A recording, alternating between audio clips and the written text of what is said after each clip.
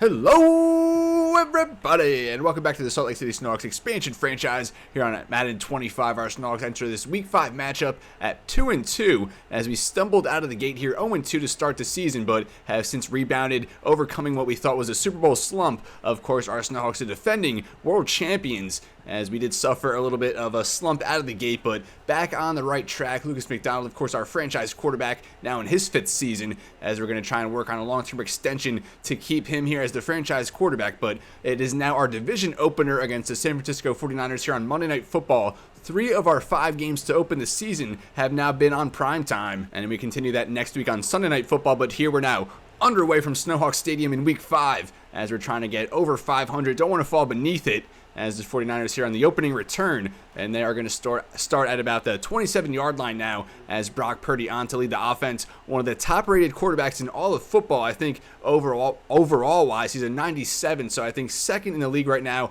behind C.J. Stroud. He's up to a 99, the only quarterback in the league to do so, and Purdy over 1,000 passing yards already on the season, as the 49ers coming off their first loss of the year, though, started at 3-0. George Kittle is now a New York Jet, so a much different 49ers team here, as they'll start on the ground there for Dylan Jackson, the 5th-year running back out of Syracuse, and he's stood up by Quay Walker. Every skill position player the 49ers have on offense has been drafted over the course of this franchise, or at least auto-generated from these custom draft classes.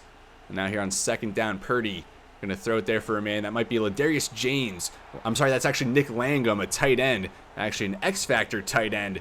I think he's only 77 overall or so, maybe into the low 80s, but a lot of potential there. And so he's probably going to emerge as the top playmaker on this 49ers offense. Purdy now over the middle has a man, and that's caught by Brian Tucker, this previous first-round pick, a rookie now. Only 1 touchdown catch to his credit as he moves the chains that time, but Tucker actually won the Heisman Trophy last year at Michigan, the first player to do so since Desmond Howard. Now, Purdy, another quick one there up the sideline, finds Nick Langum, the tight end we were just talking about, that for 14 yards. And the 49ers now already into Snowhawks territory, setting the tone early in this division opener. Again, Purdy out there empty. San Francisco starting from the 45. Purdy, a quick one, just going to check that down for Ladarius James, the first-round pick last year out of Kansas State. So their last 2 first-round picks have been wide receivers. Ladarius James was 16th overall in that draft, although kind of a disappointing rookie season. That year, Brandon Aiyuk also left in free agency to join the Cleveland Browns as they try to go for the ground game. They do get 3 yards. Going to bring up 3rd and 7. Jerry Sexton, the captain of this team since being drafted out of Washington back in the year 1 offseason, I believe that was. Now 3rd and 7 for San Francisco. Purdy on the drop back. 4-man rush for Salt Lake City. Down the field, that's picked off. What a play there by Nathan Scruggs, breaking in on the ball. He was the best defensive back in the NFC a couple years back, now on an expiring rookie contract, and he is one of the many players we are forced to re-sign here as we enter a crucial stage in this franchise, this expansion franchise, because a lot of the difference makers we have drafted now are entering the final years of their contracts.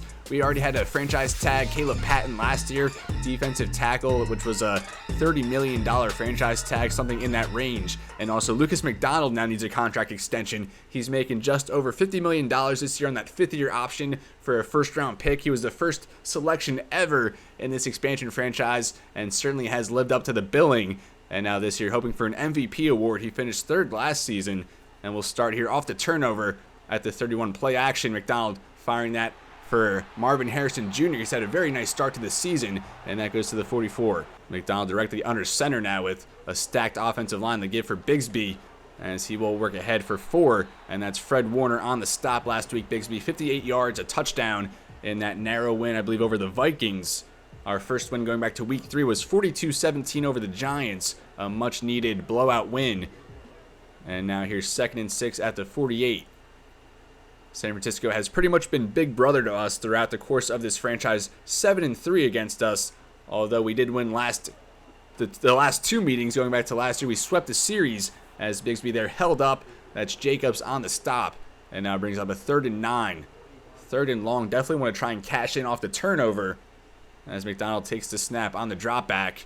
I'm going to try and step up and run. He's brought down Isaiah Mabin, the 5th-year defensive tackle out of Texas. He stands at 6'3", 360 pounds. He had 5.5 sacks last season, a former Pro Bowler, one of the best defensive players on this 49ers team.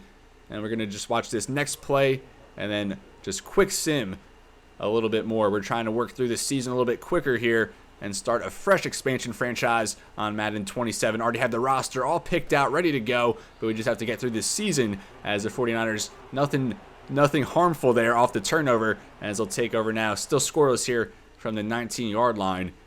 Next week, we're on Sunday Night Football against the Rams, so we're going to tune into that one a little bit as well and try and work through this episode. So 3rd and 10 now for the 49ers, and they get the conversion there to the rookie Brian Tucker, the reigning Heisman Trophy winner. 2nd and 6, they get 4 yards on the ground for Purdy, 3rd and short, and they get that for John Bell, a mid-round pick who came back as an 80 overall slot receiver. So they found a gem there on day 3.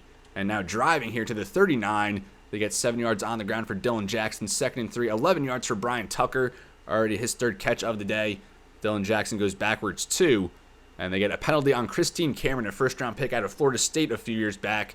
And this 49ers offensive line, very strong, very young. They've done a good job building that unit over the course of this franchise. Now 3rd and 19 to start the second quarter, and they get 11 yards for Ladarius James, going to be a 37-yard field goal attempt, and that is up and good from Corey Middleton. So the 49ers take the lead. We'll sim a drive now for our Snowhawks. See if we can answer. 7 yards for Roosevelt Howell, the 3rd-round pick out of Ohio State, his 2nd catch of his rookie season. 6 yards on the ground for Vince Willis. No yards there for Alvarez. Now 2nd and 10. We get a 56-yard touchdown, a passing touchdown for Tank Bigsby. So maybe a screen. I can't imagine we had Bigsby going downfield, especially not as our 3rd down receiver, our pass catching back. And we take the lead here on Monday Night Football from Snowhawks Stadium. We'll sim another drive aside and then finish out the first half of play here again. Going to try and work through this season a little bit quicker. And speaking of quick, the 49ers driving down the field. Now at the 28-yard line, 2nd and 6. We got 13 yards there for the running back, Dylan Jackson, now into the red zone. 12 yards down to the 4-yard line, 1st and goal. And they power it in there. Brock Purdy runs that in for the touchdown. The 49ers take the lead. We'll sim one more drive for our offense and then play out the remainder here of the first half. 12 yards for Marvin Harrison Jr., his 2nd catch. 23 yards for Carlos Alvarez into 49ers territory already. 5 yards for Bigsby on the ground, 2nd and 5. We get 12 yards for Mark Andrews into the red zone now, his 1st catch. And 13 yards for Marvin Harrison Jr., 1st and goal at the 5-yard line. We get the touchdown there for Drew Collins, his 1st of the year, our new slot receiver, his 3rd year, a 3rd-round pick out of Texas A&M. Spent the past couple seasons backing up Dontavion Wicks, who has since left in free agency. But now Drew Collins getting a shot to start in the slot on our offense, and he gets his 1st touchdown of the year. Now into the final 6 minutes of this first half, and we'll play out the remainder here into halftime. On the return now for the 49ers, I think Ladarius James, and he stopped there at the 25-yard line. And there's Dylan Jackson, more of a power running back, not known for his pass-catching capabilities, but he does have 3 catches for 37 yards in this game. 174 total yards for the 49ers offense to 147 for Salt Lake City. Purdy here from the 25, a give for Dylan Jackson as he finds a nice lane there. And we'll work up to the 39-yard line, 14 yards on that gain alone. Had only 15 yards total before that. Now the 49ers to the 39. Man in motion there. And they will fake it for Jackson. Purdy going to roll and just get rid of that one. Trayvon Walker was closing in, our big acquisition over the offseason, traded with the Jacksonville Jaguars for him. Now here's 2nd and 10. We'll check that down for, I believe that's Langham again, the tight end. And as he reaches ahead, not going to get the 1st down though, 3rd and inches here at the 49-yard line, just short of midfield. Brock Purdy directly under center for this one. And they will go to the running back, Dylan Jackson. And he does get the 1st down, gets across midfield. Dale Gilmore on the stop. As we hit the 4-minute mark now here in this first half from Snowhawks Stadium. Week 5 of this Year 6 season. Our Snowhawks defending Super Bowl champions, trying to win our division opener. And the 49ers going to go backwards on that one. Swing it out to the sideline. But Trayvon Walker now in injury timeout will come off the field. He actually left the field for a little bit back in Week 1, but would return. We have decent depth behind him in Kyle Calhoun and Dom Gilmore. Calhoun had 3 sacks in the preseason after signing him as a low-risk, high-reward type guy in free agency. Running back there swings out wide. Now an empty set here for San Francisco. Over the middle there, an easy read, and that is going to go ahead for 9. 3rd and 5 now at the 44-yard line. Purdy again out there empty. 4-man rush for the Snowhawks. Pocket closing into the edges, and Taylor Goddard and Kyle Calhoun, who we just mentioned, each going to get home for the sack. Taylor Goddard, last year's Defensive Rookie of the Year, 14 sacks for the first-round pick out of Tennessee, and now a good start to his sophomore campaign. I think now his second or third sack to start this season, and it's great to see Kyle Calhoun also getting home, who we just mentioned was very disruptive in the preseason, and in a limited sample size so far in the regular season, he has followed suit. So now the Niners forced to punt here into the final 3 minutes. We'll see if we can get some late points here to close out the half. I believe it's going to be Jerry Hardison, the rookie who ran a 4.22 at the combine and on the punt return, and he will be stopped there at the 16-yard line. So 2:35, all our timeouts here for Lucas McDonald. 8 for 8 to start the game, 141 passing, 2 touchdowns. And don't forget about his running ability. He has 3 rushing touchdowns, one of the best running quarterbacks in the NFL. Tremendous supporting cast now around him, although we are out Ike and McConnell, our starting right tackle, for the 4th or 5th game now. McDonald there going to use his legs as we just talked about, and will run all the way down to the 34-yard line. And that does bring us into the 2-minute warning. So a 14-10 game here from Snowhawks Stadium. A good start, I would say, for our team. We did allow that 1 touchdown drive for the 49ers, but following suit on offense, matching the punches, and now trying to extend our lead even further.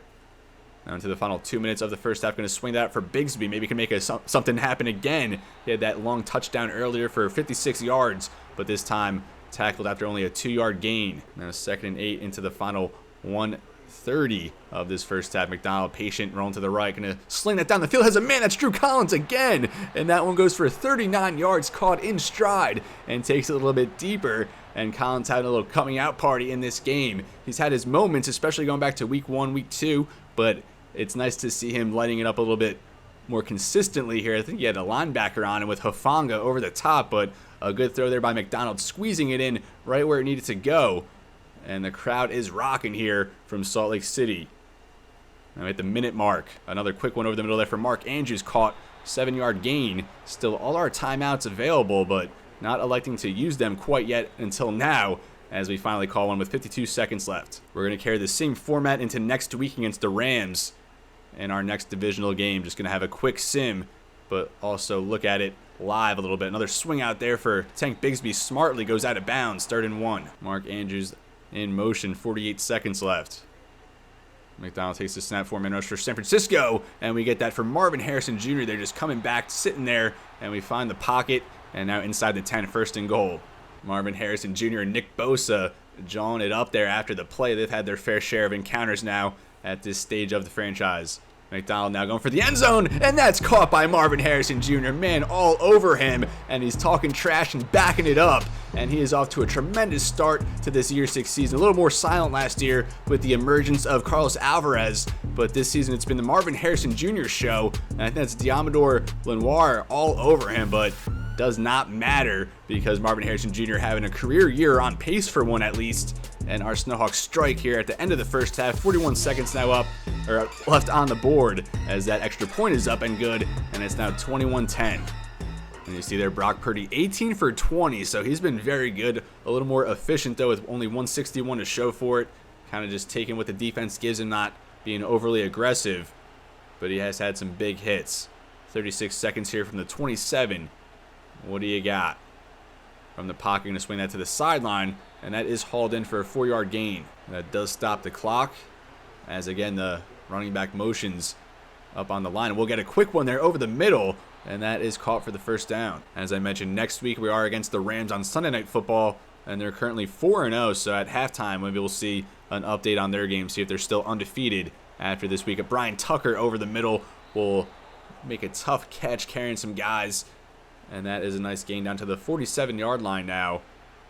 49ers into enemy territory.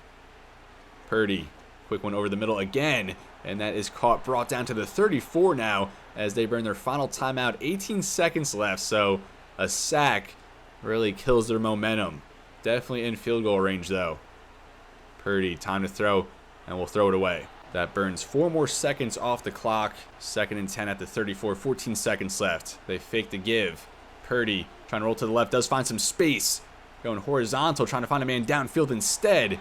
And he could have eaten up some valuable field goal yardage there, maybe even gotten the 1st down.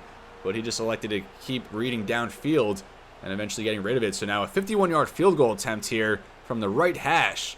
That one up, and that one is good. So a one-possession game as Middleton hits another field goal. Just 3 seconds left on the board, and this last kickoff likely or hopefully to take us into halftime, although we're probably going for a knee as we do. So we're going to be forced to call one more play here offensively before taking this 8-point lead into halftime. McDonald directly under center. We'll just go for Tank Bigsby. And he'll get a decent gain to close out this half. 6 yards that time as we're up 21-13 going into halftime. Week 5 from Snowhawks Stadium. It's a Monday Night Football. And here our division opener as we're trying to win now 3 straight against the 49ers. They've won 7 out of 10 against us over the course of this expansion franchise. But we made up a lot of ground last year as we swept them. And now trying to start off this year right. But looking at the Rams, they do win 21-6 over the Buccaneers. So they're now 5-0 going into next week's Sunday Night Football matchup. So we'll see how that goes here shortly. After the conclusion of this game, some other scores I saw they highlighted: Tennessee over Jacksonville, as the Titans, a surprising 5-0 start for them as well, as they were the #1 pick in the draft, the worst team last season, and the Tennessee Titans now 5-0, the last remaining AFC undefeated team, along with the Buffalo Bills. So it's the Bills, the Titans, and the Rams, the last undefeated team so far this season. Cincinnati defeats the Cleveland Browns 24-16. They're on the road, and a big one there because the Browns invested in Jalen Hurts, Jordan Mailata over the offseason, and we mentioned earlier Brandon Aiyuk left the 49ers and he went to the Browns a couple off seasons back. So big things expected from the Browns, but also big things expected from our Snowhawks, of course the defending Super Bowl champions, and we've come out in this game on primetime yet again, clicking on all cylinders, although the 49ers able to get a lot of momentum back there to close the half, making it a one-possession game. But with the ball now to start the second half, let's see if we can extend this lead as Lucas McDonald will take over at the 28. We are now outgaining the 49ers 237-234.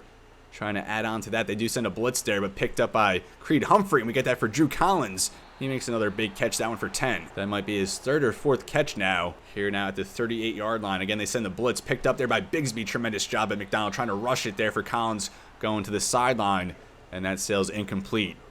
That might be the first incompletion for McDonald. Maybe not, but I remember he started 8 for 8, and I can't remember an incompletion after that. And there he hits Mark Andrews, and that goes for a decent gain for 8. Going to set up a 3rd and short here, just short of midfield at the 46-yard line. Out there in the shotgun, Bigsby to his right. A little tight there on the line. McDonald's from the pocket, trying to roll to the left now. Resets and cannot get the throw off as he's sacked. And the 49ers a good answer here to open the second half as they're going to force the punt. And a big sack there. McDonald was struggling to find an open man, and then eventually just got caught up. It was too late by the time he realized he wanted to run. And now Logan Cook on for the punt, as that will be caught at the 13, taken up to about the 19-yard line. And the 49ers here just a minute or so into this second half, already back with the ball. Purdy 22 for 26, a very clean game for him, although an interception, but an even 200 yards and a chance to draw even here as they'll start in the I formation. 21-13. The 49ers defense did what they needed to do. Now let's see if the offense can. Purdy off the drop back will find a man over the middle of the field. A big catch there to the 35. Despite having such an inexperienced and young receiving core, they've been out there making plays. And now 2 tight ends on the field for a rare time. A give there for Dylan Jackson, as you would expect. And he works that ahead for 9, running strong, up to 41 rushing yards now. Again, out in the I formation here on 2nd and short. Purdy on the drop back. A quick one over the middle, as that was for Tucker. As we mentioned a couple times, the reigning Heisman Trophy winner just can't get over that Michigan wide receiver winning it. And he can't hang on to that one. 3rd and 1 now. Again, out in the I formation. They do give it for Jackson, and he finds a lane. Backed up a little bit, but does get the forward progress for the first down, keep the drive alive. Fresh set now at the 47. Purdy making an adjustment there, changing the play. And they'll go outside run there for Dylan Jackson. Dragged down by Dale Gilmore, but does get a nice 8-yard gain now, over 50 yards. And he's starting to come alive here, getting stronger as the game goes on, which is often the case with those power backs. 2nd and 2. Purdy, second read there, has a receiver open, and that gets a lot of yardage there. 23 yards down to the 23, and that's Brooks. I want to say that's their fullback, but he got out into space, and he was leaving some guys in his dust. Some good yak that time. Now down to the 23. The 49ers driving here. picture-perfect start to the second half. Purdy there, downfield, and that's hauled in again by Langham. That tight end we talked about, I believe X Factor, at least superstar abilities, one of the best young tight ends in the game, and it's actually X Factor, as they hit on that third-round pick a few years back. First and goal inside the 10. Dylan Jackson the give, and he'll get 3. Caleb Patton, the San Diego State alum, on the tackle there. In the trenches there, you see Walker jumped offside, but was able to get back. And Purdy does get the completion there for Ladarius James, but stopped before reaching pay dirt. So we'll have a third and goal at the 1. And Purdy is out there empty. I wouldn't be surprised at a quarterback draw, maybe. Not the case, though. On the drop back, we'll step up and run, though. And Purdy into the end zone. And the 49ers now down just 2 points. A very strong drive there to close out the first half. And now an even stronger one to open up the second half, as their defense wasted no time to force the punt, and now their offense down the field very quickly, and we'll see if they go for the 2-point conversion. I would expect them to, as it's now 21-19. And as you guessed, they are going to send out the offense here, going for the tie. Again, empty is Purdy. Takes the snap. Quick one there, and that's not going to be it, as Quay Walker all over Langham that time. You see Dom Gilmore there a little shaken up, as he was out there for maybe Trayvon Walker, but Walker did return. And Gilmore, a reserve defensive end, just barely squeaked onto the roster this year. 5th-round pick out of UTEP, going back to the year 1 or year 2 offseason. And I don't know if he's going to have a space on this team beyond this season. Jerry Hardis, another return. And as he worked that to the 29-yard line, which the offense will come back out at. 2 tight ends up front for Salt Lake City. And we saw there Taylor Decker starting at right tackle, getting there into the second level, picking up a block and trying to pave the way there for Tank Bigsby. As he gets 4 yards. Again, Roosevelt Howell, our second tight end, rookie out of Ohio State, out there, number 85. Looks like another offensive tackle at 6'6", 275. McDonald off the fake, deep down the field, into the hands of Marvin Harrison Jr., but he cannot hang on that time, as he's had some good battles with his San Francisco secondary. McDonald right on the money, but some tight coverage. Harrison could not hang on. Now 3rd down, quick one there, and that's caught by Marvin Harrison Jr., but short of the line to gain. So it looks like we are going to punt now. And Logan Cook did punt that. San Francisco will take over at the 25. I meant to watch that play, but we're going to start simming again here and work into the 4th quarter. So the 49ers down 2 points now. They have the ball, 2nd and 13. And they get 13 there for British Brooks. Brings up a 3rd and 1. And that's knocked away by Nathan Scruggs, already with an interception. And now makes another big play to force a punt. As a big one there from Jack Browning down at the 4-yard line. We've already suffered 1 safety so far early on in the season, as Tank Bigsby some much-needed breathing room. Gets 6, now 3 yards for Vince Willis, brings up 3rd and 2, getting all tongue-tied here. And Drew Collins 7 yards, and we get another 1st down. 6 yards for Alvarez, now 2nd and 4, and we get 8 yards on the ground for Bigsby. Hopefully we set up a nice drive now, although Bigsby goes backwards, 2nd and 12, and we go incomplete. So a 3rd and 12 now to end the 3rd quarter. And we only got 5 yards back. So we are going to have to punt now to start the 4th quarter. The 49ers taking over at the 40. They're definitely winning the field position battle. A good punt return there from Ladarius James goes for 15. And the 49ers a short field to work with. 2nd and 6. They get 16 yards for James. Had a big punt return. Now a big reception down to the 40. Knocked away by Dale Gilmore. 2nd down. 1 yard on the ground for Dylan Jackson. A big 3rd and 9 at the 39. 14 yards for Dylan Jackson, down to the 25. 12 yards for James to the 13. 10 yards for Tucker, and they are tearing us up now, and they get the touchdown. Dylan Jackson takes the lead for San Francisco with the extra point. Now a 5-point lead. We'll sim 1 more drive aside and then play out the remainder. We go incomplete there on 1st down. 2nd and 10 again, incomplete. Hufanga gets the pass deflection, and 7 yards on 3rd down. Not going to do it. So we're going to have to punt here on 4th and 3. And again, not the best punt from Logan Cook, although we do get a fair catch. And now it's up to the defense to hang on. I mean, at least a field goal, I guess, does keep it a 1-possession game. And the 49ers again driving on us down to the 48 already. 2nd and 8 at midfield. And they get 11 for Nick Langham, the tight end. He's had a very nice game. 2nd and 4 to the 33. A penalty against the offense. Again, it's Christine Cameron, the former 1st-round pick out of Florida State. Only 2 yards on 2nd and 14, so going to be 3rd and 11 at the 40, and they get 25 yards for Ladarius James. He is having a huge game, and then 15-yard touchdown for Nick Langham, and just like that, it's a 12-point lead now for the San Francisco 49ers. What a turnaround They dropped 23 unanswered points on us. We were out 21-10. It looked good going into halftime. And before we knew it, we are now down 12 with less than 5 minutes in the game. Dre Patton, a decent return, works that to the 35, but 4:20 now left in this game. We need some late game heroics from Lucas McDonald. We need 2 touchdowns, and we don't have much time to do it. Our defense really just did not come to play, especially in that second half.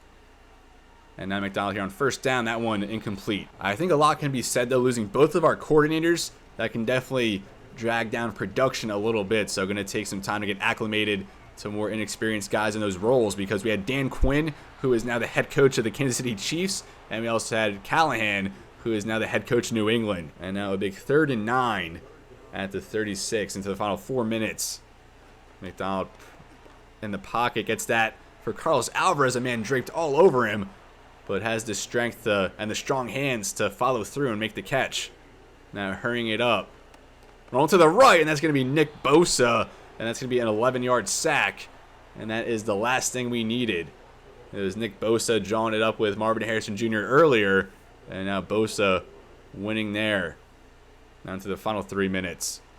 McDonald will check that for Drew Collins, and he's brought down only a couple yards. Not a good trade-off there, and now Carlos Alvarez in motion. 3rd and a mile here. McDonald will fling that, and that's knocked down. Going to bring up 4th and 15. This could be it, folks, and our Snowhawks at risk of falling really into the Super Bowl slump, I would say. Going 2-3 in your first 5 is not a good way to follow it up. And McDonald did have Marvin Harrison Jr. again over the middle of the field, it seemed, but hit Harrison Jr. in the hands. Definitely a tough catch, but that would have kept us alive. So pretty much all hope is gone in our division opener. And Dylan Jackson, have yourself a game. 94 total yards. Really came on strong later on and poised to finish it off here, as he's likely to get a few more carries. 4 yards that time. We'll just quick sim the rest of it. Get out of here while we can. 7 yards that time. A fresh set of downs. We already burned all of our timeouts. And it's going to be 3rd and 10. And they get 13 yards on a pass there for Ladarius James. Of course they did, as Brock Purdy takes the kneel. And we'll take the L as we fall here on Monday Night Football 33-21. And like I said, we gave up 23 unanswered points. We were sitting pretty at heading into halftime before the 49ers rallied with a late field goal drive. And from there on out, it was all 49ers here as they disappointed us in front of the home fans. And we are now under 500 again. We got back to 500 last week, got back to 2-2, now 2-3, and the 49ers 4-1, as we are losing a lot of pace in this competitive NFC West division. It's been the best division in all of football over the course of this expansion franchise for the most part, especially last year. We had us and the Rams each finished at 13-4 atop the NFL, as we did get that top seed. But this year, not in line for that, is Brock Purdy 400 yards even. He went 36 for 43, 1 touchdown, 1 interception early on, but after that, flawless pretty much. McDonald had 3 touchdown passes, a good quarterback duel here, but our defense could not hang with them. Dylan Jackson 24 for 84, a touchdown. Bigsby only 8 for 28. Brock Purdy had 2 rushing touchdowns. Ladarius James 8 for 97. Brian Tucker 6 for 59, and Nick Langham 6 for 71, a touchdown. Their young core of weapons really producing in this one. Marvin Harrison Jr. 6 for 59, a touchdown. Dylan Jackson had 5 for 64 in addition to his rushing yards. Drew Collins 5 for 67, a touchdown. Carlos Alvarez 4 for 43, and Tank Bigsby had that big touchdown catch earlier, finished 4 for 61. Defensively, Jerry Sexton with 15 tackles, 10 for Torrance, 10 for Fred Warner. Tackles for loss, it was 3 for Trayvon Walker. He had 4 sacks entering this game, none though, as his streak is snapped. Isaiah Maben 1 sack, along with Nick Bosa had that late one. A bunch of half sacks here. Kyle Calhoun a half sack, Taylor Goddard a half sack. Only 1 interception in the game from Nathan Scruggs. A bunch of guys with pass deflections. Corey Middleton 2 for 2 from field goals. Otherwise, not much to know as our Snowhawks fall here at home, and we fall to 2-3 on the season, 33-21. A very tough defeat and much needed rebound next time out on Sunday Night Football against the Los Angeles Rams, who a lot of people say are the best team in football. We swept the regular season series against them last year, would even go on to beat them in the NFC Championship game, so 3-0 against them last season, and we'll try to make it a 4-game winning streak as Dom Gilmore going to be out a couple weeks with a foot fracture. At least we are going to get Ike McConley back next week against the Rams in that big game. Dislocated hip has kept him out since week 1, as we're now set to advance to week 6. We're going to be taking on the 5-0 Los Angeles Rams. Our Snowhawks, a Super Bowl slump for sure, as we're now 2-3. We have mock draft 1 which we can take a look at now as well. And even though we're not as invested in the draft process as we've been in years past, we'll still pay some mind here to the 2030 NFL draft class. Right now, the Pittsburgh Steelers projected to have the #1 pick, and they're projected to go Greg Huggins, power rusher out of Louisville, 6'3", 267. All we have uncovered right now is a B for block shed. The physical ratings don't seem to be all that overpowering, so unless that power move maybe comes back as an A, that finesse move maybe comes back as a B, I don't really see a #1 overall type prospect here. But the top 5 picks in order are all speed rushers, or make it pass rushers in general, Greg Huggins being the only power rusher, but the next 5 picks are actually speed rushers. Going all the way down to the Vikings at number 6, we have Matthew Burton out of Florida, Daniel Selvey to the Colts out of Notre Dame. To round out the top 5, kind of going backwards here, Chris Southward out of Northwestern going to the Jets, Clyde Wilford out of Washington State going to the Bengals. And at number 2, we have Alex Reedy out of USC, projected to the Broncos. So it seems to be a very rich pass rushing class here, maybe one of the best of all time if all these players pan out and it holds up to these early projections. A couple offensive tackles here, or make it 3 actually, here in the top 10. Bradley Moore out of Cal to the Jags. Jonathan Stewart, not the running back, but now an offensive tackle out of Oklahoma, projected to the Patriots. Antoine Hampton out of UCF, projected to the Panthers. And to round out the top 10, we have Brett Myers projected to the Miami Dolphins, as they may be looking to move on from the Tua Tagovailoa era. Myers, the #1 overall prospect in the draft. We'll get a closer look at him. 6', 232 field general out of Memphis. And as I said, the top overall prospect on the board. Great to good throw power, not overpowering as an athlete, which you would expect at that size. So far, just B for throwing under pressure and C for trucking. So I think Myers might not be all that he's projected to be, although in this mock falls there to number 10, Quinn Jennings, another Washington State pass rusher here, along with teammate Clyde Wilford, who is projected number 3 to the Bengals, both here going in the top 11. A safety here to the Seattle Seahawks. Finally, a wide receiver off the board here to the Eagles. And then we're projected here at 14. Not where we're accustomed to drafting. Of course, 32 last year, 31 the year prior. And after a slow start to the season, projected here at number 14. And Tashawn McClellan looks to be a very good athlete. Has good to great projections for change of direction, jumping speed, and strength. Solid to good for acceleration so far. Just C for block shed, C for play rec. But overall, I really do like what he shows so far, just 20% scouted, and he's part of what looks to be a very good pass rushing class, and we could be in the market to add one of these guys. A corner here off the board at 15 to Washington, Jermaine Sears out of Connecticut. Some more pass rushers down here. Spencer Meredith out of Cal going to the Browns. We have Lindsey Frey, a defensive end, a run stopper there to the Cowboys, more of a defensive tackle interior type of guy. Another Cal prospect here, Brad Bradley going to the Houston Texans. I think that's now 3 Golden Bears projected in the first round. Tavon O'Neal out of Ohio State, 20th here to the Chiefs. He really caught my eye on my preliminary look at the board. 6'6", 258 out of Ohio State. Good to great there for speed. Solid to good pretty much elsewhere. And already has A for a power move, C for hit power. We'll see how he projects and develops as we uncover more of his scouting, but we really like that size, and we did draft a Buckeye last year as well. And now just working here towards the end of the first round, we have another defensive end here, a power rusher out of Georgia, staying in-state there to the Falcons. The top tight end in the class, Cole Rich out of South Carolina, projected to the Lions. The top interior offensive line prospect here, Tom Nixon out of Wisconsin to the Raiders at 28. Another guard here. Another 2 guards here to round it out. And the Tennessee Titans going from number 1 all the way to number 32 in this first mock draft. Of course, they had the number 1 pick last year. They selected Nick Freeman, wide receiver out of Clemson, and it appears that he's had a huge helping hand in bringing them to an undefeated 5-0 record. But now it's time for some Sunday night football as our Snowhawks try to get back into the win column and give the Los Angeles Rams their first loss of the season. And we are now here at SoFi Stadium, the second game of this divisional doubleheader. To open this episode, Lucas McDonald now over 1,200 passing yards on the season, 10 touchdowns, only 2 interceptions, and we need a valiant effort here today to rebound from a tough loss there against the San Francisco 49ers to open divisional play here during our Super Bowl defense here, as we're now on against the Rams, a 5-0 team. We've had our fair share of big games against them over the course of this franchise, and here at SoFi Stadium, always a tough task, especially going up against this talentless defense, as we are now here at the opening kickoff, and we are now underway here in week 6, trying to hand the Rams their first loss of the season. Right now, the Super Bowl favorite, especially the NFC favorite, a strong return there from Greg Tomlinson, I believe that is, working that up to the 28-yard line. And Will Evans, one of the most unheralded stories here as far as quarterbacks go, a 3rd-round pick for the Rams.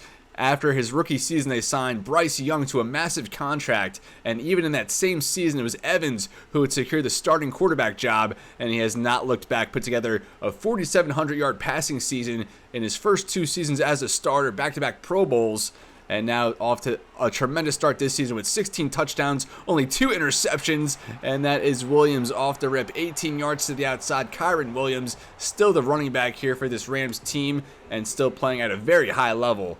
Puka Nacua, the top receiver at 99 overall, the best receiver in football. And the Rams also a pretty good offensive line as well, as Williams motions out wide to the top of the screen. Evans out there empty on the drop back.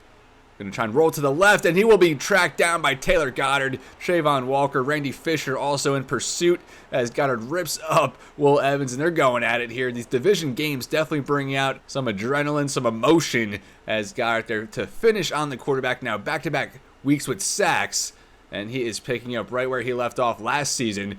It was paramount for our defense to come and set the tone, and now all the way back, 2nd and 22.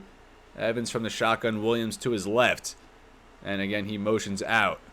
4-man rush again for the Snowhawks, and again Taylor Goddard in hot pursuit, but Evans going to tuck it around and evades pressure this time all the way up the sideline, and finally slides down.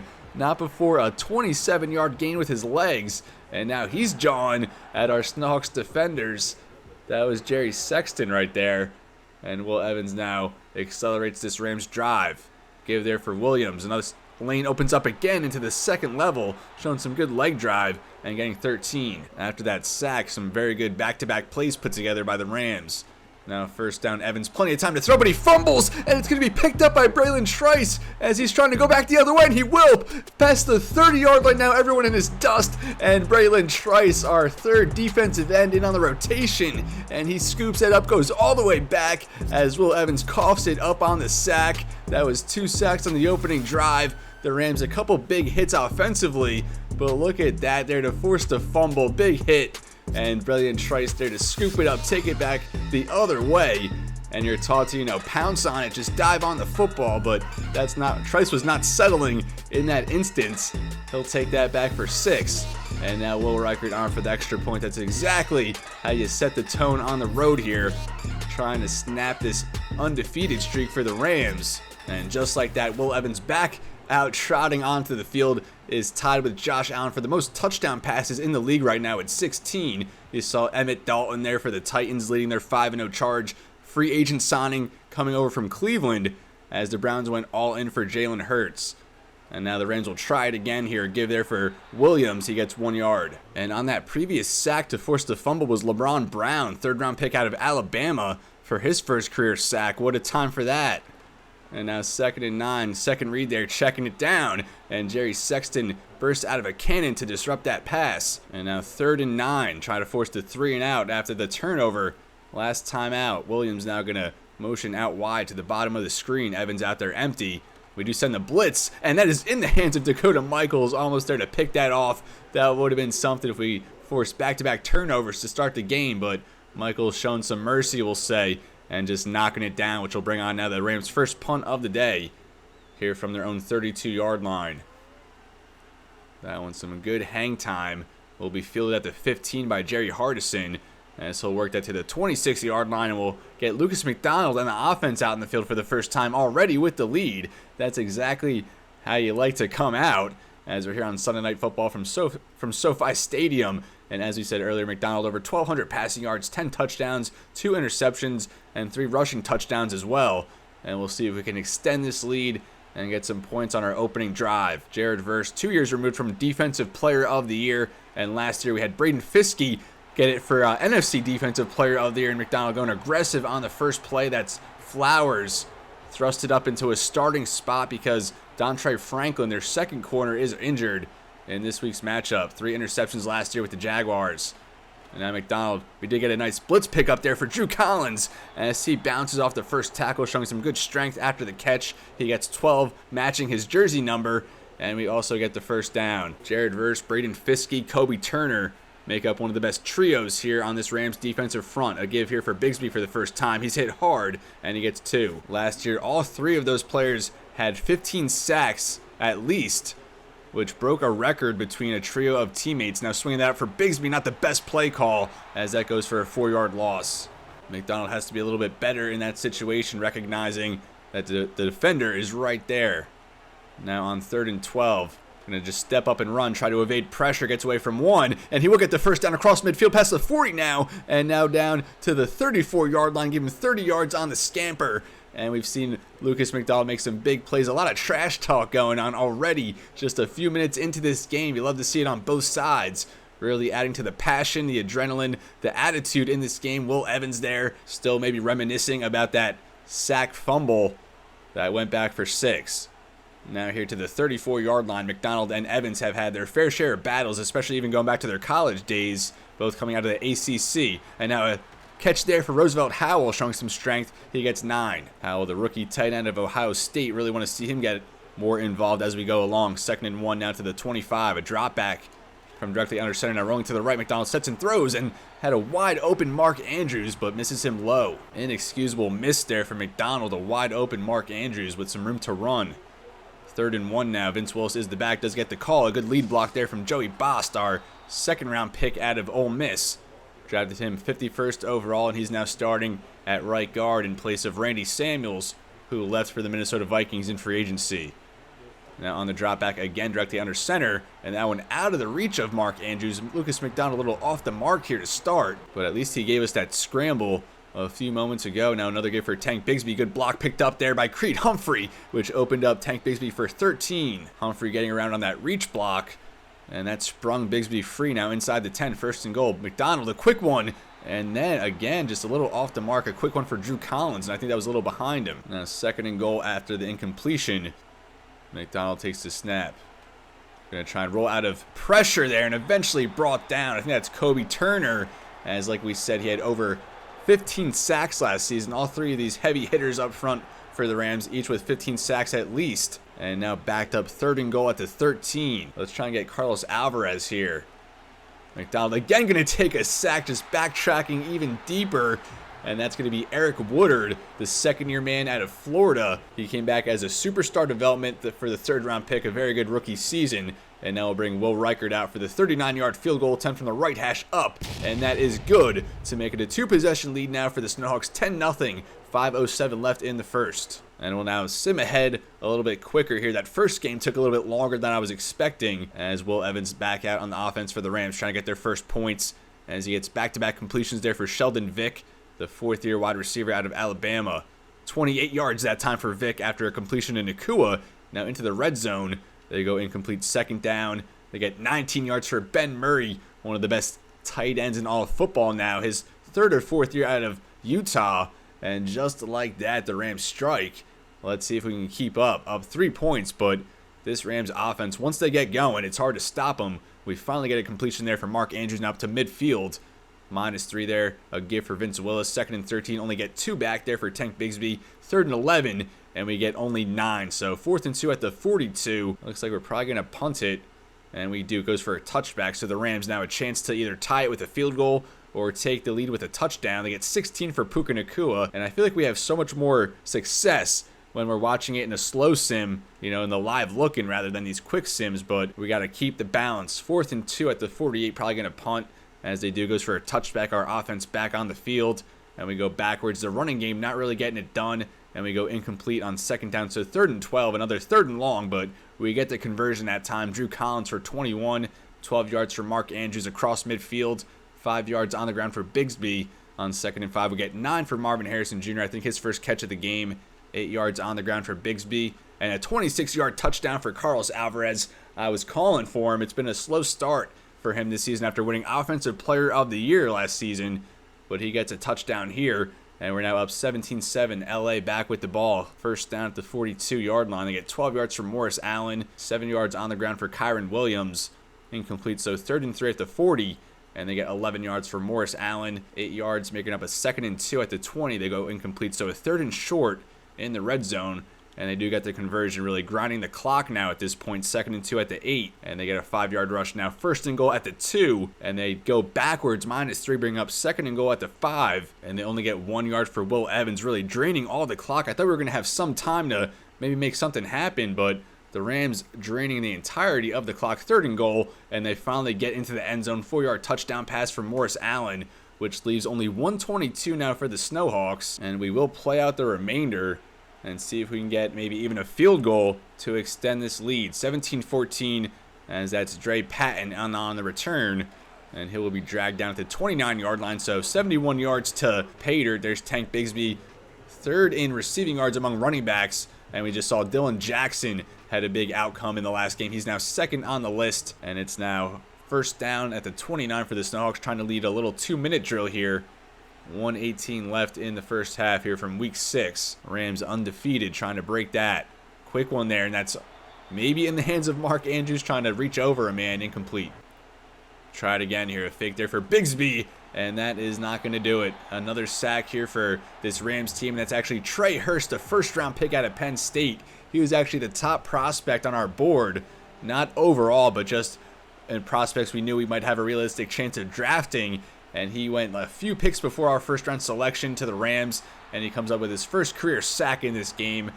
He went off the board a few picks before our selection. We ended up trading down, and the Rams forced a 3-and-out, so even they have some time to make something happen.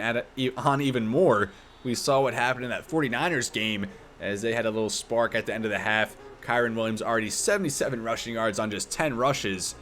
7.7 yards per clip, you'll take that. And now Evans takes possession at the 32. 64 seconds left, 1 timeout for the Rams.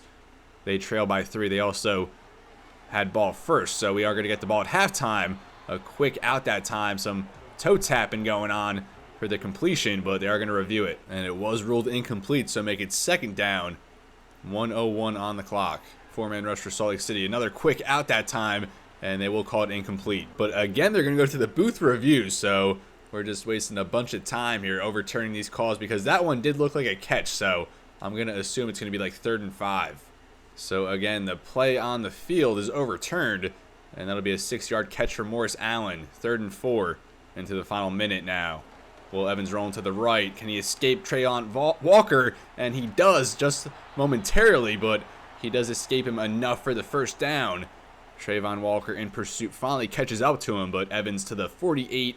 The Rams do burn their final timeout, though. From the pocket, time to throw. Going to swing that for Kyron Williams, and that goes for 7. Clock going quickly now, just 25 seconds left. Evans rolling to the right. We'll just throw it away. 3rd and 3 at the 45 on the drop back. Going sideline wide open is Puka Nacua. How is he unaccounted for? The clock will continue to tick, though, and they won't get back in time. So that does bring us into halftime, but how do we leave Puka Nacua just totally wide open? But we will take a 3-point lead into halftime. We do get the ball, but I do not feel confident going up against this 5-0 undefeated Rams team, the Super Bowl favorite at this point. And like we saw in the last game, we really need to come out with a strong second half. We were shut out in the second half against the 49ers despite bringing a lead into halftime. And now for the halftime update, Cincinnati at Pittsburgh. As we just saw, the Steelers were projected number 1 overall pick in the draft, but they get back into the win column now. 2 and 4 are the Steelers and Bengals. I think the Browns also under 500, so definitely the Ravens' division to win this year, and they are one of the favorites in the AFC. We fell to them back in week 1. The Denver Broncos just barely edge out the Miami Dolphins 20-17. The Broncos now 3 and 3. The Dolphins fall to 2 and 4, and as we saw in the mock draft, the Dolphins may be ready to move on from the Tua Tagovailoa era. And now the Monday Night Football matchup is going to be Baltimore at Jacksonville. The Jaguars faced much higher expectations coming into the season.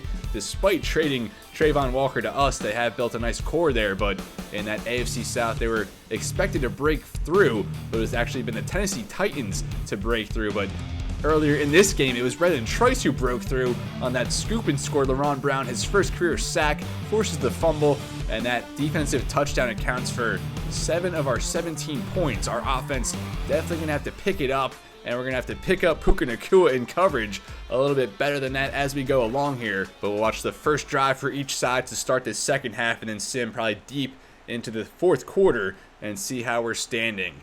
Jerry Hardison on the kick return this time. He finds a nice lane, and he'll steer up to the 33-yard line. Lucas McDonald, we need you to pick it up a little bit here. You got all the weapons, a good offensive line, but we do understand this Rams defense, one of the best in the NFL, especially in the front 7. their back end, their back four, really their secondary gets a little bit weaker, especially with Dontre Flowers out this week. Dontre Franklin out. As we'll give here Bigsby a first carry to start the half. He gets 4. As I was saying, though, their secondary a little bit weaker compared to their front 7, where they have Jared Verse, Braden Fiskey, and Kobe Turner. McDonald on the drop back and a step up and run as he's past the 50 now, and he'll work that to the 42-yard line. That one goes for, I want to say, 20 or maybe 21. Either way, we'll take it now at the Rams' 42-yard line. Definitely wanted to at least avoid a 3-and-out to start the half.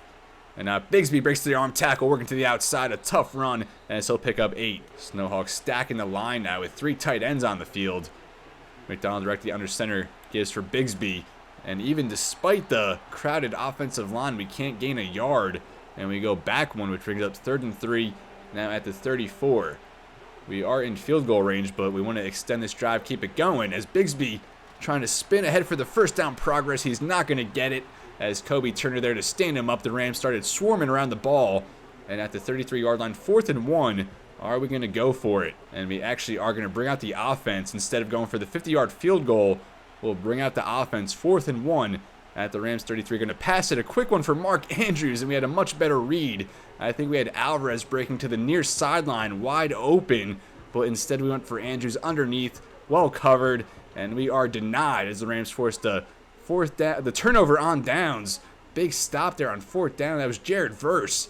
And that's definitely a reigning defensive player of the year, making a big impact play. And there is Puka Nacua, one of the best receivers in football, if not the best. He is currently 2nd in the league in receiving yards. Brandon Aiyuk at number 1. And Aiyuk has been a stud since going to Cleveland.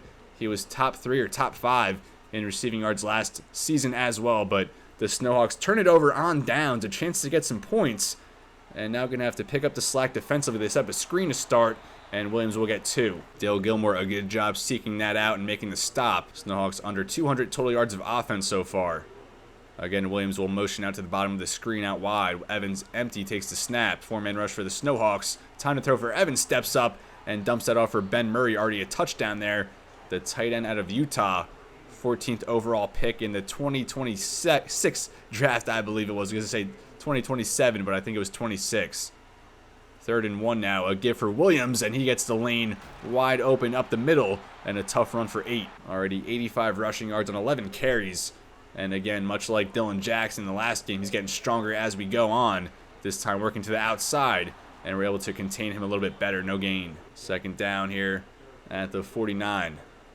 On the doorstep of midfield, another give for Williams as he finds some space. The blocking holding up very well for the Rams as he works that down to the 40-yard line of 1st down again. Evans from the empty set takes a step. We send pressure this time, and he does not get the completion there for Ben Murray. Well covered by Quay Walker.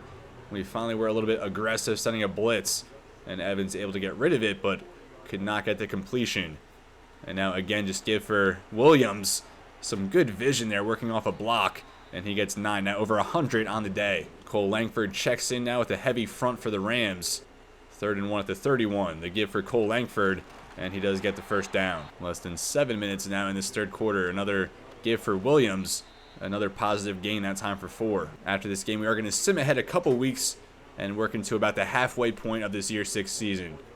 Now on 2nd and 6, Evans going to swing that to the near sideline. That's caught, and that goes for the 1st down. Sheldon Vick, the 5th-round pick out of Alabama, his 4th year now in the NFL. Of course, they still have Puka Nacua, but otherwise a pretty new-look receiving core for this Rams team. Inside the 20 now, another give for Williams, another open hole, and he'll get another 8. Run defense has been Swiss cheese in this game, to put it lightly. Now at the 10, Evans, a quick one over the middle, and that's in the hands of Ben Murray, but knocked out. I'm not sure who was in on the hit, maybe Quay Walker, to knock that free.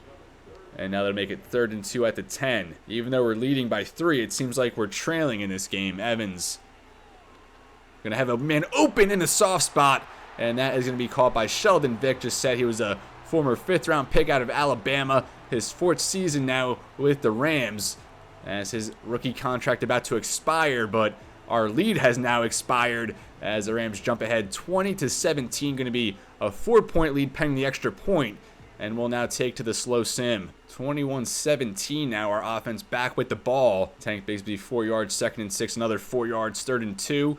And we get 10 yards for Drew Collins.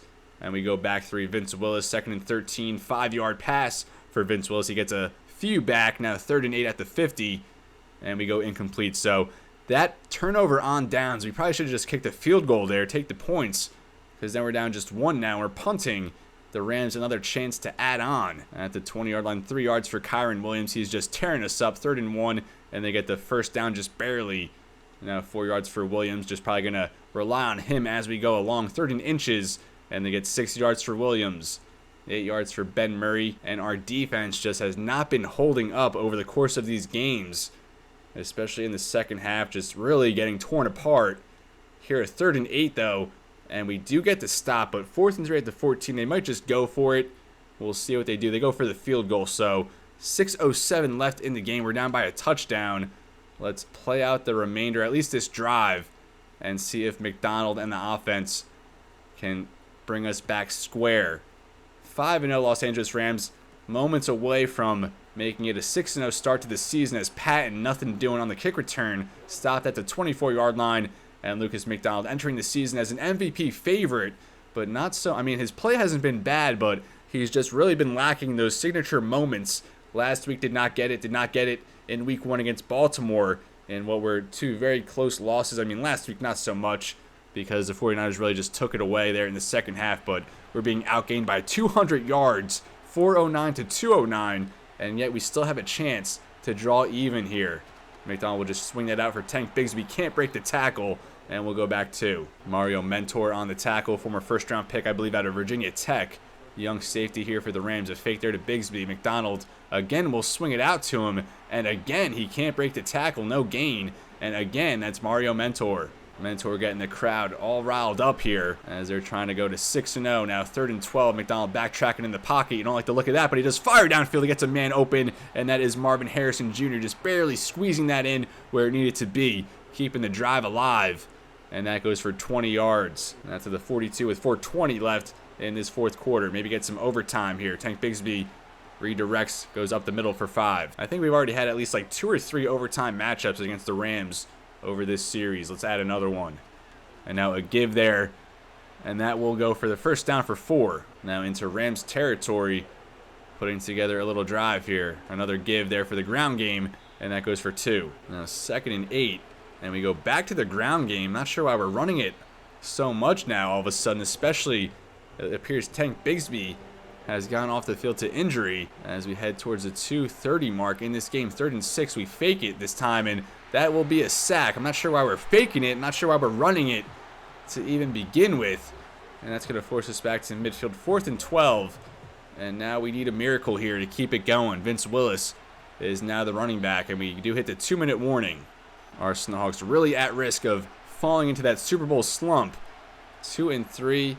2 minutes away from 2 and 4 unless we convert here on 4th and 12. Again, we're going play action on a obvious pass situation, and Marvin Harrison Jr. makes the catch, but he's stopped just short of the line to gain. That's Kenny Widmer, the Pro Bowl corner for the Rams. We said they have a weaker secondary, especially compared to their front 7, but Kenny Widmer is the guy back there. 6'3", like 200 pounds, tremendous athlete, and gets there to make the stop, and he puts all stops to our hopes of crushing their undefeated season. And Kyren Williams, definitely the player of the game. 144 on the ground, 156 from scrimmage, and probably going to get some more here as he closes out this game. He gets another 6 there as we call a timeout. 8 yards, a first down, and that pretty much all but does it here. 3rd and 11. We might force a punt here late. Actually, not going to be the case as Evans takes the knee, and we take the L yet again here, starting divisional play 0-2. Last year we went 5-1 in division play, and we drop our first 2 here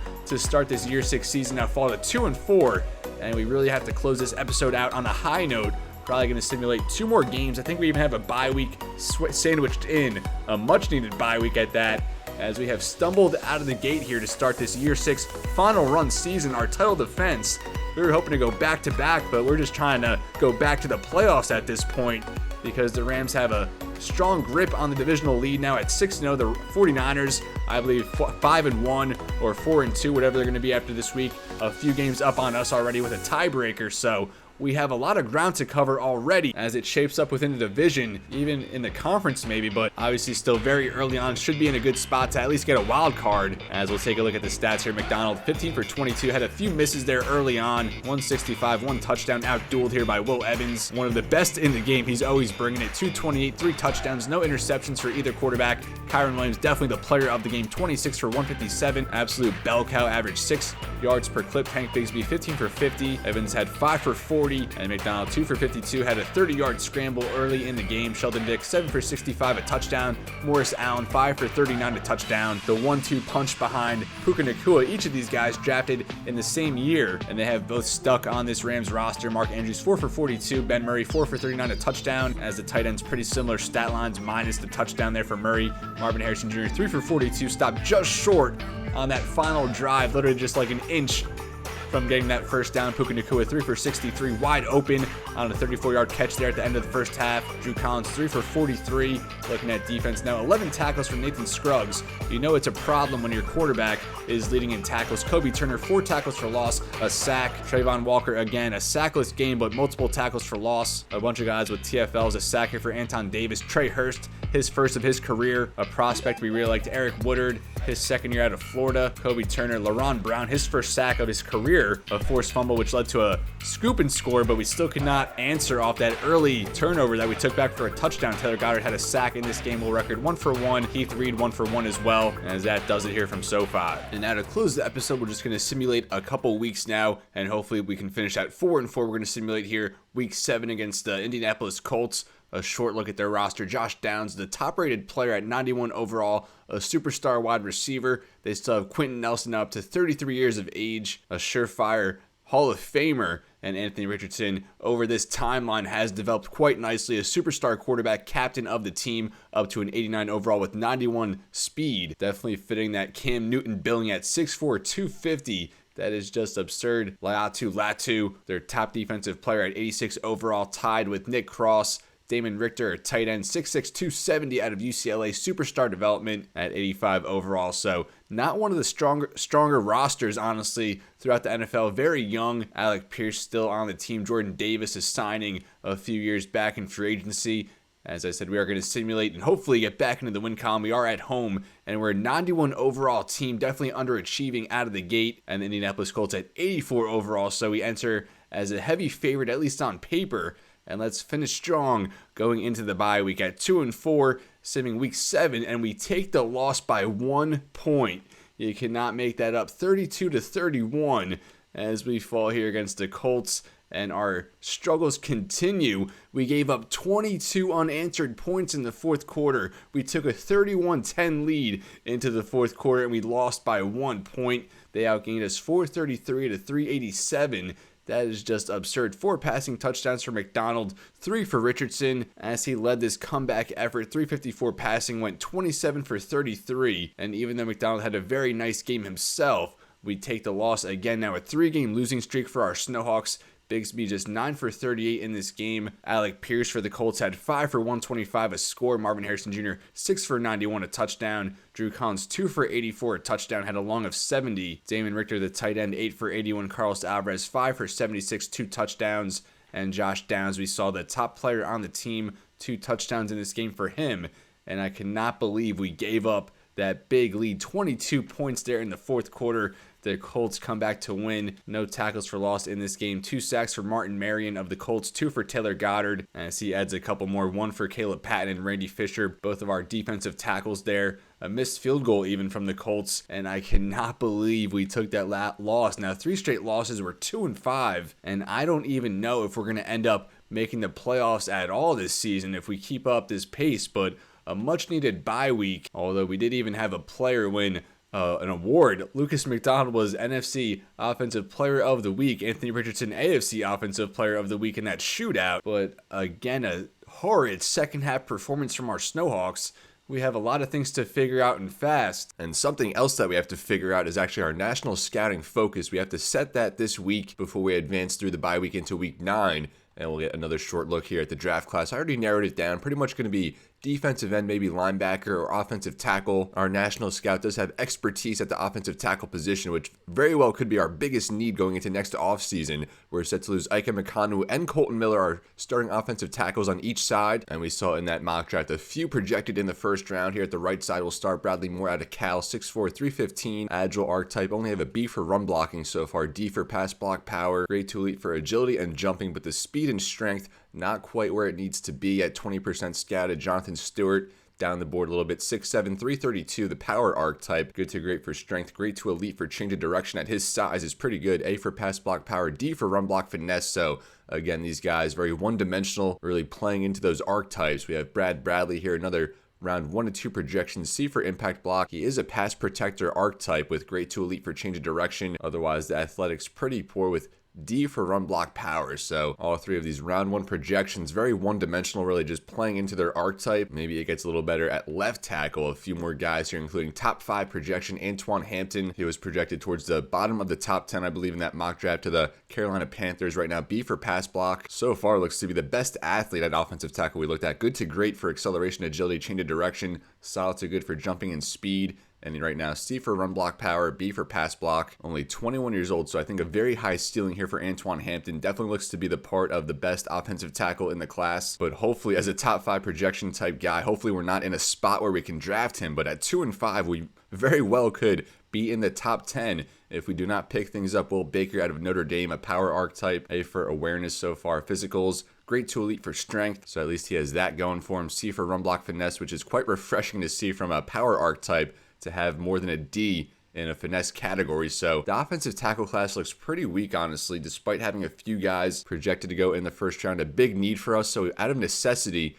we might just make offensive tackle our national scouting focus. Looking at the interior offensive line, there are a few guys here, especially at left guard 3, round 1 to 2 projections at center. We do have Tom Nixon, 40% scouted, so don't have to pay attention to him. Then at right guard, a few more round 1 to 2 projections that we don't have much scouted on. I know we have interior offensive line as a regional focus. I guess that's in the central or maybe the southeast, but either way, at least we do have some resources going to the interior offensive line, none to offensive tackle, which I did say probably our biggest need now. At D end, we are doing quite well. We have 50% on Matthew Burton and Joey Jones, 2 guys projected in the first round. A few more guys here going to day 2 and day 3 that we have halfway scouted already at right end. We missed out on the top 2 guys here, but after that, pretty well covered. A bunch more guys here with 50% scouted. Defensive tackle, not really going to pour many resources into this position this draft, especially because most of the guys aren't projected until day 3. But at outside linebacker, I know we had a bunch of guys in this spot. We more so need off-ball linebackers, and this class looks to be a lot of power rushers, a lot of speed rushers. Some of them we are getting some decent scouting on so far. Alex Reedy, Quinn Jennings, 2 guys here out of the Western region that we have 40% scouted. So I think the outside linebacker class, the defensive end class, going to be very strong for pass rushers this year. Not so much for off-ball linebackers, which we're more in the market for here at middle linebacker. Not much to note, only a handful of draft projected guys. So linebacker probably not going to go to that spot, really between defensive end, maybe offensive tackle or interior offensive line. But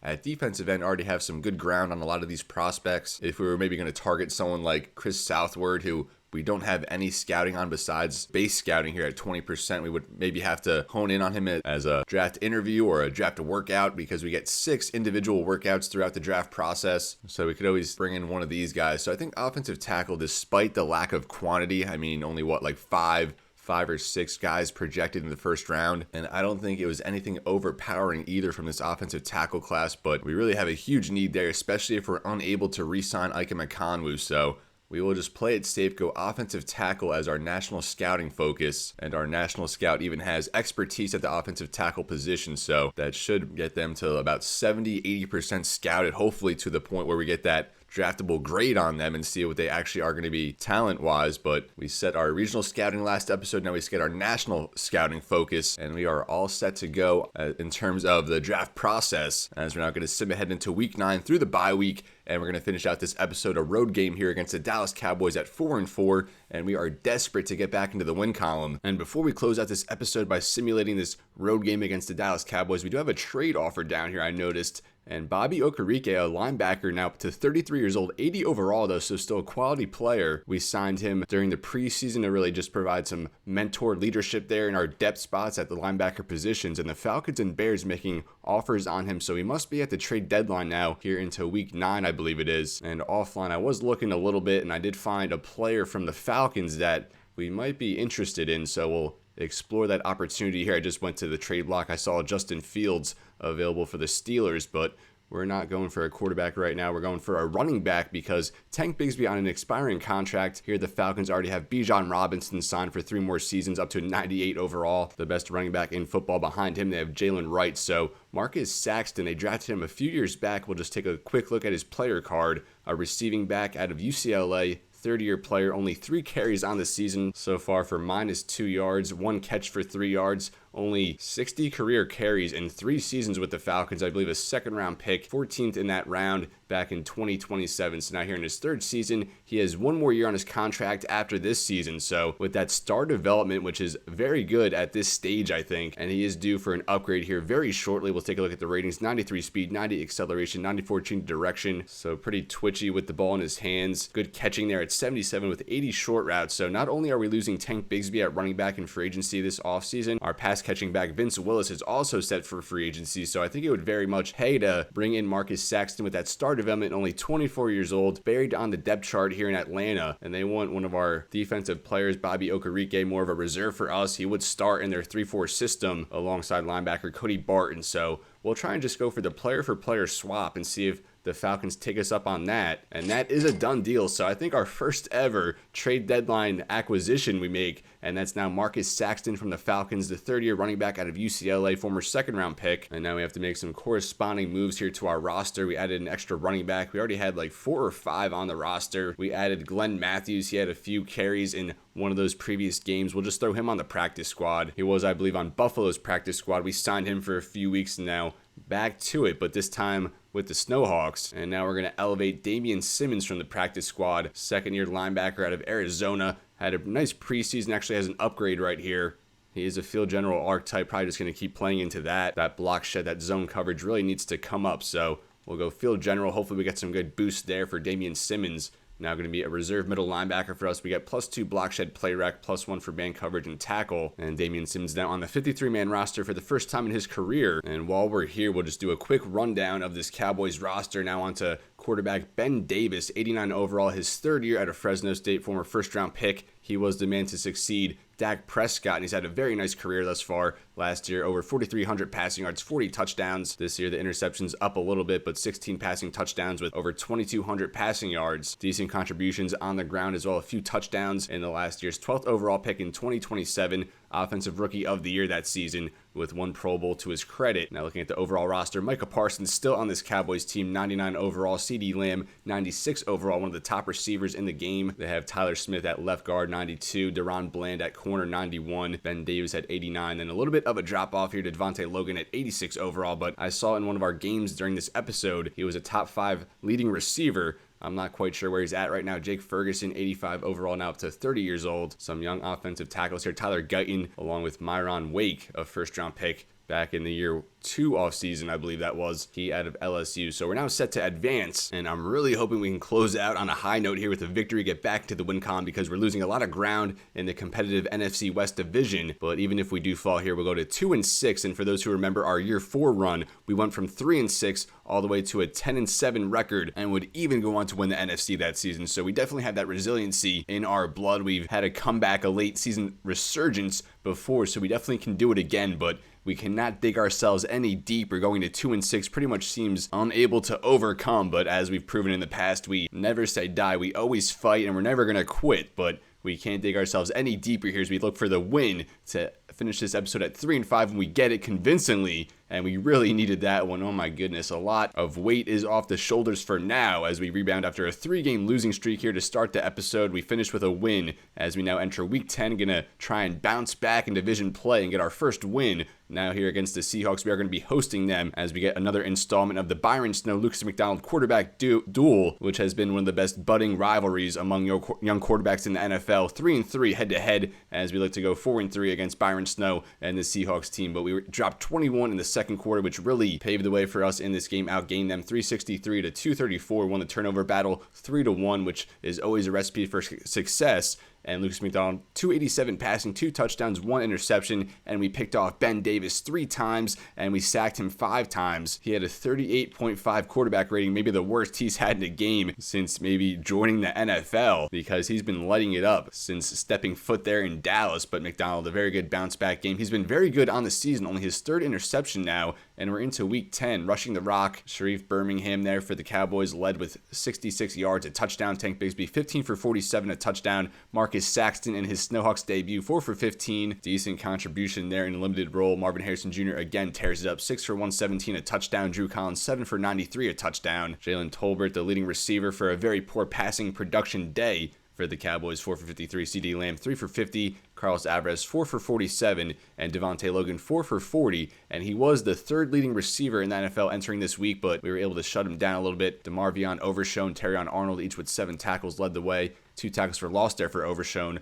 along with Josh Stocker, 4th-year defensive end out of Tennessee. And we had 5 sacks in this game, 3 from Caleb Patton, 2 from Trayvon Walker, not really spreading it around, keeping it for themselves as Walker now up to 6 sacks. He breaks a 3-game sackless streak. 2 interceptions from Dale Gilmore, 1 from Nathan Scruggs. He had 1 earlier in the episode, so make it 2 here over this 5-game run. 2 pass deflections as well. Kicking, Brian Farr, 1 for 2 for the Cowboys. Will record hit from 56. He's missed only 1 kick so far this season. Matt Ariza, I believe the original punter in this series, if I'm not mistaken. He had a very good day there for the Cowboys. No kick returns for our team, just 1 punt return there for 5 yards. But this is where I'm going to leave you, folks. Thank you so much for watching. So refreshing to end with a win, but we have a tough road ahead if we're going to get back into playoff contention. Really going to have to finish strong down this tough stretch of games. Back-to-back home games with Seattle, the Jacksonville Jaguars, on the road against CJ Stroud, the only 99 overall quarterback in the league. And then look at this, a 3-game primetime streak, which I think will make it 8 primetime games. So pretty much half the schedule this season on primetime. Monday Night Football against the Rams, Sunday Night Football against the 49ers on the road, and then Sunday night against the Philadelphia Eagles, probably our biggest out-of-division rival over the course of this franchise. Beat them in back-to-back NFC championships, and then we finish at home against the Commanders with back-to-back road games against the Titans, who are currently 7-0. We'll see how they finish this week. It was only the Titans and the Bills as the last remaining undefeated teams in the NFL, but I see they're both 7-1 now, so the Bills and Titans, both their undefeated seasons end at 7-0 as they each lose their first game there in week 9. And we have a practice squad player signed, and it's Glenn Matthews, our running back we just stashed there, and he goes to the Falcons. So we take Marcus Saxton from them in a trade, and then they take Glenn Matthews from us off the practice squad, and he did not stick on our roster long and only lasted 1 week on the practice squad. But as always, everybody, it's been real, and be well. Thank you so much for watching, and I'll see you next time.